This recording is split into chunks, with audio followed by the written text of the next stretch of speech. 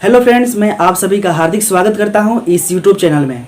दोस्तों, आज के इस लेक्चर में हम बहुपद की कुछ बेसिक पॉइंट्स और पढ़ने जा रहे हैं, लेकिन इससे पहले वाले वीडियो में हमने कुछ बेसिक पॉइंट बता दिए हैं। जो कुछ भी बचे हुए हैं बेसिक पॉइंट आज की वीडियो में हम डिस्कस कर लेते हैं, फिर हम प्रश्नावली को सॉल्व करेंगे, ठीक है ना। अगर पार्ट नंबर 1 पार्ट नंबर 2 आप नहीं देखे हैं तो आज की वीडियो के डिस्क्रिप्शन में जाइए, वहाँ पे प्लेलिस्ट की लिंक दी गई है, वहाँ से जाकर के सारे वीडियो को आप देख सकते हैं, ठीक है ना। पहले बेसिक पॉइंट आप जान लीजिए, इसके बाद ही आप क्वेश्चन को हल करेंगे, तभी समझ में आएगा। ओके, तो आवश्यक है आपको सबसे पहले बेसिक पॉइंट जानना। ध्यान दीजिएगा, हमने पार्ट नंबर 1 में बताया था आपको चर राशि क्या होता है, अचर राशि क्या होता है, फिर बहुपद क्या होते हैं, बहुपद के कितने प्रकार होते हैं, ये सारा चीज़ हमने बता दिया था पार्ट नंबर 2 में, ठीक है। इसके अलावा आज की इस वीडियो में हम जो समझ रहे हैं वो बहुत ही इंपॉर्टेंट होने वाली है, इसलिए आप सारे वीडियो को देखिएगा ध्यान से। अगर एक बात समझ लेंगे तो आप जब आगे क्वेश्चन को सॉल्व करेंगे तो आप कहीं गलत नहीं करेंगे। इसलिए आपसे रिक्वेस्ट करता हूं कि आप लोग ध्यान से इसको समझिएगा। जो भी बातें को बताई जा रही है, जितने भी पॉइंट्स को बताई जा रही है, उसे आप लोग माइंड में सेट करते हुए चलिएगा। अगर इस चैनल पे आप नए हो तो प्लीज़ आप सब्सक्राइब भी कर लीजिए। पहले वीडियो को आप पूरा देखिए, अगर आपको अच्छा लगे तभी सब्सक्राइब करिएगा, अन्यथा मत करिएगा, ठीक है दोस्तों। तो चलिए हम आज का वीडियो आरंभ करते हैं। सबसे पहले देखिए, हम समझेंगे बहुपद की घात। बहुपद की घात क्या होती है? क्योंकि देखिए, बहुपद जो होता है वो चर और अचर राशि दोनों के संयोग से बनता है, यानी कि चर राशि और अचर राशि दोनों को मिलाते हैं तब हमारा बहुपद बनता है। लेकिन हमें क्या करना है? बहुपद की घात ज्ञात करना है। अगर कोई भी प्रश्न दे देगा, बहुपद दे देगा, अब पूछेगा आपको कि इस बहुपद में आप बहुपद की घात बताइए, तो बहुपद की घात कैसे बताएंगे? ध्यान दीजिए, मान लीजिए यहाँ पे लिखा हुआ है 5x² प्लस में 6x प्लस में 2, ये एक बहुपद है। जब ऐसा कहेगा कि बहुपद की घात क्या होगी, तो इसमें चर राशि देखना है। चर राशि किसे कहते हैं जी? चर राशि वे राशि होते हैं जिनका मान हमेशा बदलता रहता है, यानी कि ABCD वाला जो अक्षर रहता है ना, उसे हम चर राशि कहते हैं। ओके, तो हम देखेंगे चर राशि के अधिकतम घात को, यानी जिस चर राशि के घात में, यानी जिस भी x के घात में अधिकतम घात रहेगा, बहुत ज़्यादा घात रहेगा, वही हमारा बहुपद की घात होगी। तो देखिए यहाँ पर इस बहुपद में 5x² प्लस में 6x प्लस 2 है ना, इसमें चर राशि हमारा क्या है? x है, और इसका घात में 2 है, जबकि इसके घात में 1 है। तो अधिकतम घात देखेंगे कि अधिक से अधिक कितना घात है इस बहुपद में। ओके, तो देखिए चर राशि का अधिकतम घात कितना है? 2, इसलिए इस बहुपद का घात कितना हो गया? 2, ठीक है ना। कुछ नहीं कहना है। देखिए इसका परिभाषा हमने क्या लिखा है कि किसी बहुपद में चर राशि के अधिकतम घात को, किसी भी बहुपद में चर राशि के अधिकतम घात को बहुपद की घात कहते हैं, ठीक है। हमने ही बताया है। लेकिन जब आप चर राशि की घात फाइंड करेंगे तो दो तरह के आपको बहुपद दिए रहेंगे।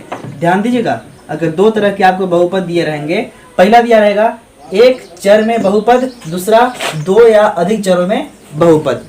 तो अब बताना है आपको कि एक चर में अगर बहुपद दिया है तो उसका बहुपद की घात कैसे ज्ञात करेंगे, अगर 2 या 2 से अधिक चरों में बहुपद दिया गया है तो उसका कैसे फाइंड करेंगे, ठीक है ना।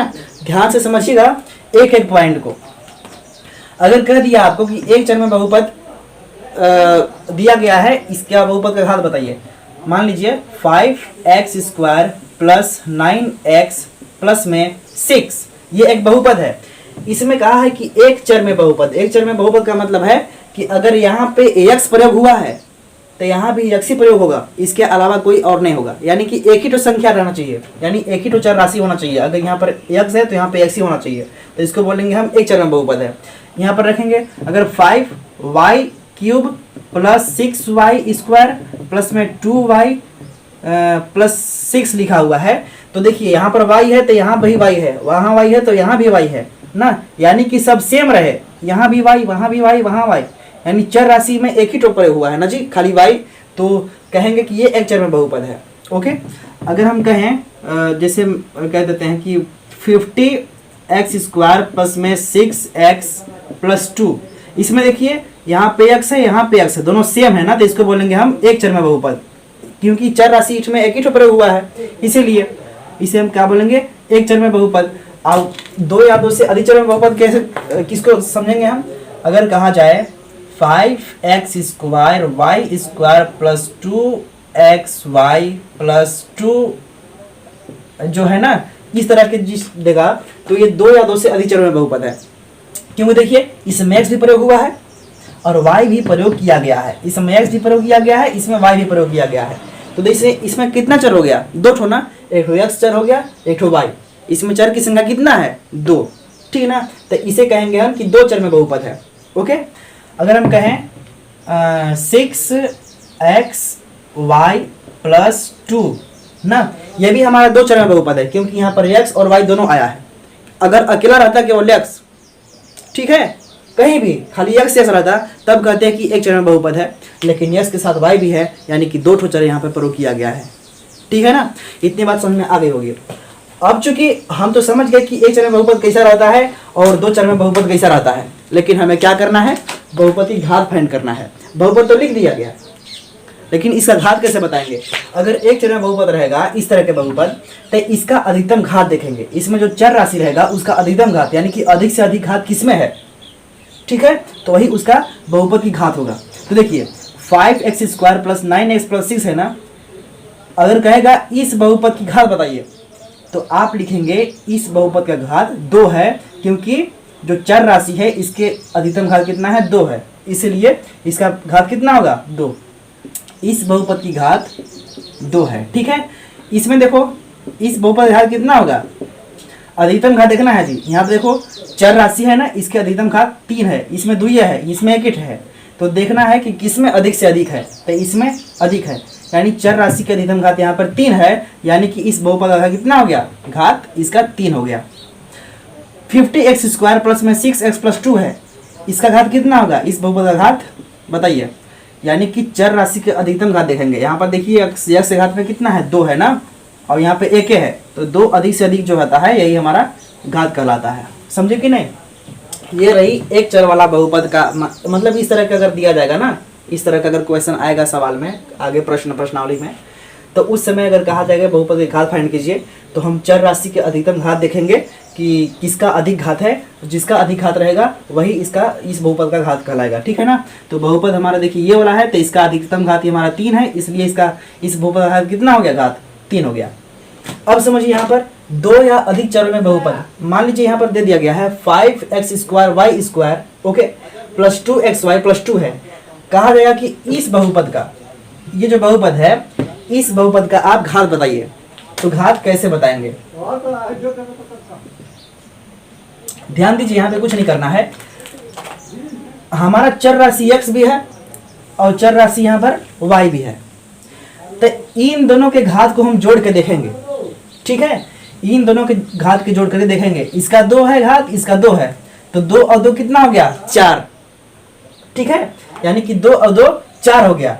अगर इसको जोड़ेंगे हम, तो यहाँ पर इसका घात में कुछ नहीं है तो 1 है, इसके घात में कुछ नहीं है तो 1 है, तो 1 1 2 हो गया ना। हमको देखना है अधिकतम घात, तो चर राशि घात को हम जोड़ के देखेंगे, जो अधिक आएगा वही हमारा बहुपद की घात रहेगी, ठीक है ना। तो देखिए इसमें 2 चर राशि है, तो इसका घात जोड़ दो, इसका घात जोड़ दो, तो 2 और 2 कितना हो गया, 4, यानी इस बहुपद की घात कितना हो गया, 4। अधिकतम भाई घात 4 है ना आ रहा है, ये भी चर राशि है, ये भी चर राशि है, ये भी चर राशि है, ये भी चर राशि है। इस पद में अगर हम जोड़ रहे हैं x y की घात, तो केवल 2 आ रहा है, क्योंकि एक इसका घात है, एक इसका घात है, तो 2 ना आ रहा है। लेकिन इसमें जो जोड़ रहे हैं तो x² y² के घात को, तो ये 2 इसका है, 2 इसका, 4, यानी कि इस बहुपद का घात कितना होगा, 4।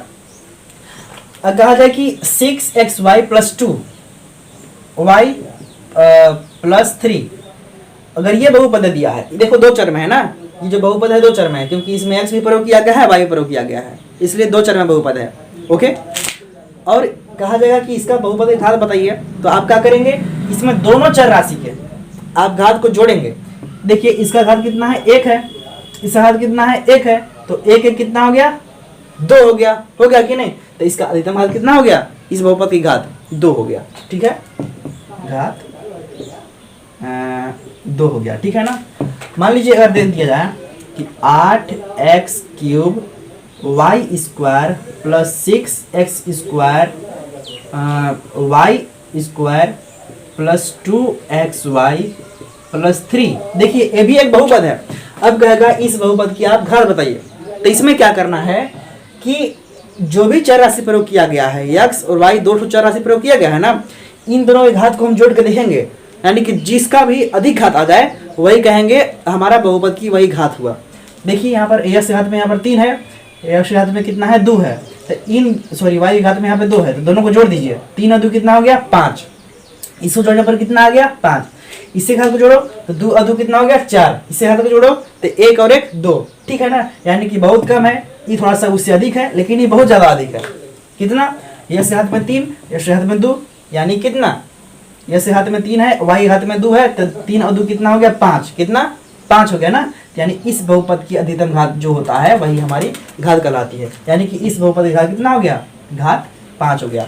इसमें कोई डाउट नहीं हुआ होगा ना। तो बहुपद की घात ऐसे बताते हैं। अगर मान लीजिए आपसे पूछ दिया जाए कोई बहुपद देकर के आप घात बताइए, अगर इस तरह का दिया जाएगा, अगर एक ही चर राशि रहेगा तो उसमें देखेंगे अधिक से अधिक जो घात रहेगा ना वही हमारी बहुपद की घात कहलाएगी।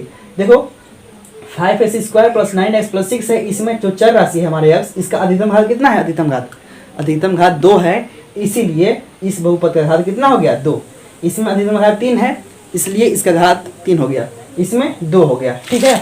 इसमें कितना हो गया 2 और 2 4 हो गया, इसमें एक इसका 1 1 2 हो गया, ठीक है। इसमें देखो 3 और 2 5 हो गया, ठीक है ना। आप अब समझ गए होंगे कि बहुपद की घात कैसे निकालते हैं। तो आप कमेंट के माध्यम से मुझे बताइएगा कि आपको समझ में आ रही है कि नहीं। अगर मुझसे कुछ भूल हो जा रही है बताने में तो आप लोग कमेंट के माध्यम से उसे भी बता सकते हैं, ओके, जिसे हम अगले वीडियो में सुधारने की कोशिश करेंगे, ठीक है ना। अगर आप ही लोग गलतियां नहीं बताएंगे तो हम सुधारने नहीं पाएंगे, ओके, इसलिए आप लोग गलतियां भी बताते रहिएगा। अब समझते हैं, जब आप समझ गए कि बहुपद की घात कैसे निकालते हैं तो अब जानेंगे हम कि बहुपद की पद कैसे ज्ञात करते हैं। हम तो घात निकाल चुके हैं बहुपद की, लेकिन अब क्या करेंगे, बहुपद का पद ज्ञात करेंगे। 5x² + 6x - 2, ठीक है, ये बहुपद है। तो देखिए बहुपद का पद कैसे होता है, यानी कि प्लस और माइनस चिन्ह के द्वारा, ठीक है। कैसे ज्ञात करेंगे ना, यानी कि प्लस और माइनस चिन्ह के द्वारा, ठीक है ना। बहुपद का वह भाग जो प्लस और माइनस चिन्ह के द्वारा आपस में जुड़े होते हैं ना, वही पद कहलाते हैं। तो देखो बहुपद का एक भाग ये है, एक भाग ये है, एक भाग ये है, ये प्लस और माइनस चिन्ह के द्वारा आपस में जुड़े हुए हैं ना।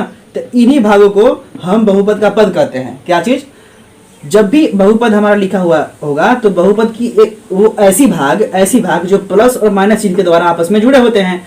तो एक भाग ये है, एक भाग ये है, एक भाग ये है, यानी एक भाग ये, एक भाग ये, एक भाग ये, यानी इसमें 3 भाग है जो कि प्लस और माइनस चिन्ह के साथ आपस में जुड़े हुए हैं ना। तो इसको क्या बोलेंगे, ये क्या हो गया, पद हो गया। तो इस बहुपद में कितने पद, एक पद ये, दूसरा पद ये, तीसरा पद ये, यानी ये बहुपद में क्या पद हो गया, 3 पद।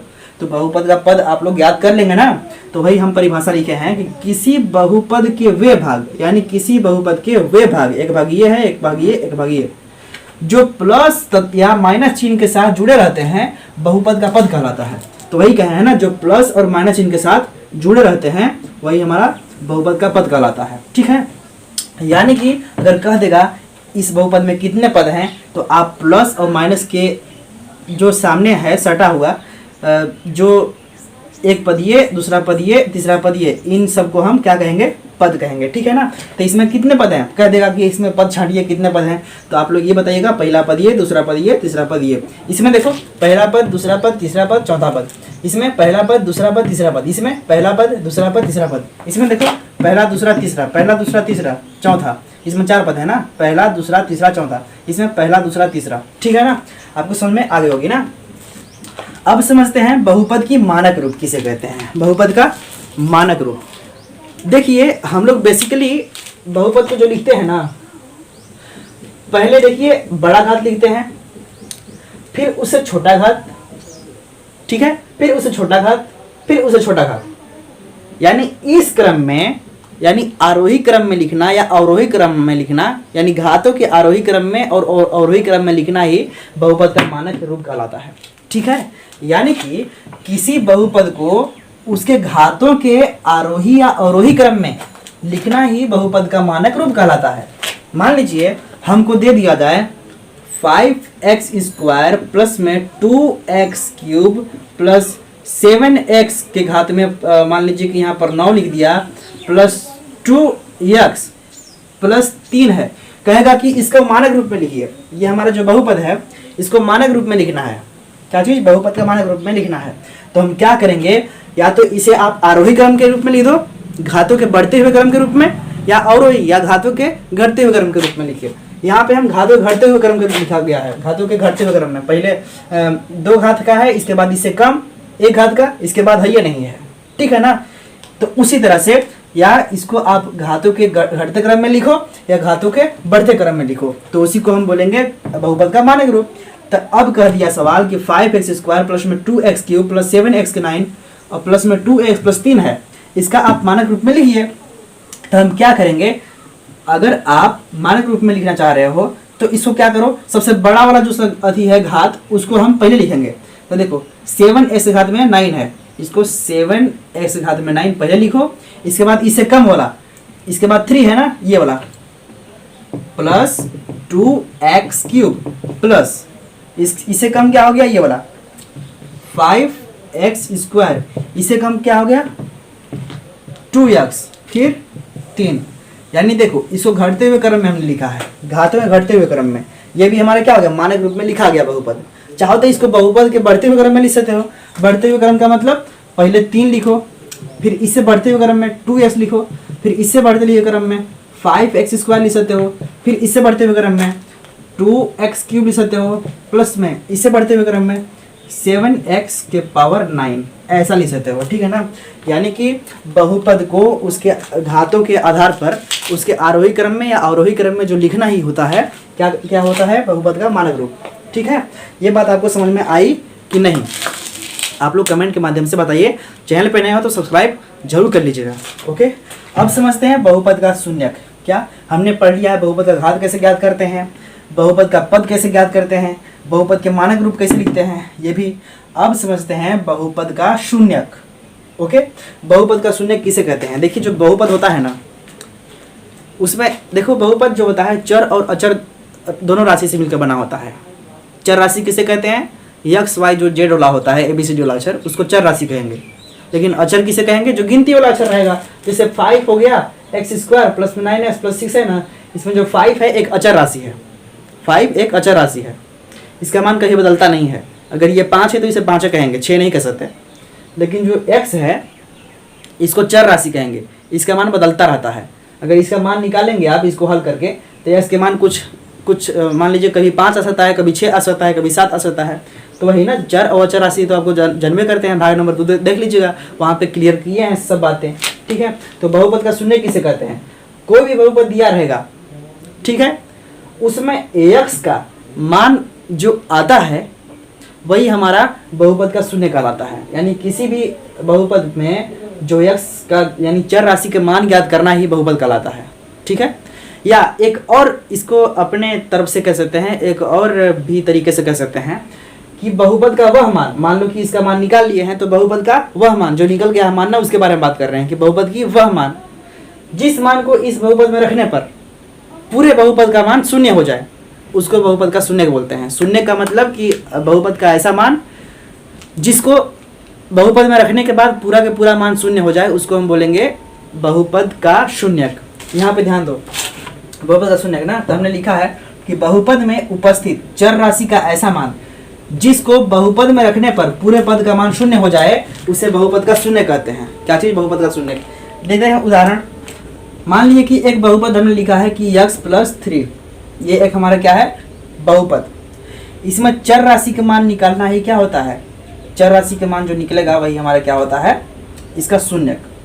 तो चर राशि इसमें क्या है, तो मान लो x प्लस 3 बराबर 0, तो x बराबर क्या हो गया, यहाँ पे प्लस में 3 है, उधर जाएगा तो बराबर के उधर जाएगा तो माइनस में 3, तो x का मान कितना आया -3।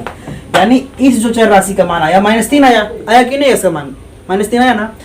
अब देखो यही हमारा क्या हो गया बहुपद का शून्यक।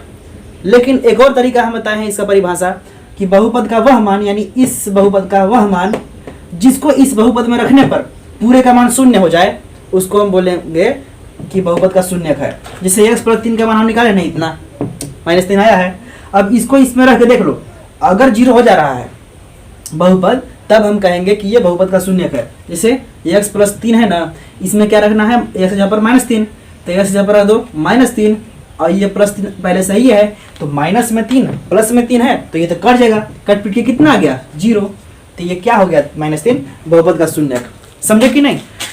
यानी कि चर राशि का जो भी मान होता है, ठीक है, चर राशि का मान ही उसका शून्य कहलाता है, इसमें कोई डाउट नहीं होती होगी। लेकिन एक बात और ध्यान रखिए, अगर इसका अधिकतम घात अगर 2 है, बहुपद में अधिक से अधिक घात 2 रहेगा तो इसका 2 ठो शून्य निकलेगा। कितना? 2 ठो शून्य का मतलब 2 ठो मान निकलेगा। समझे ना? अगर चर राशि का अधिकतम घात 3 है तो इसका 3 ठो मान निकलेगा। अगर चर राशि घात में अगर 2 है अधिकतम घात, तो इसका कितना मान निकलेगा? यहाँ पे निकलेगा 2 ठे घात, या अगर घात में यहाँ पर 2 है तो 2 ठे मान निकलेगा। ठीक है ना?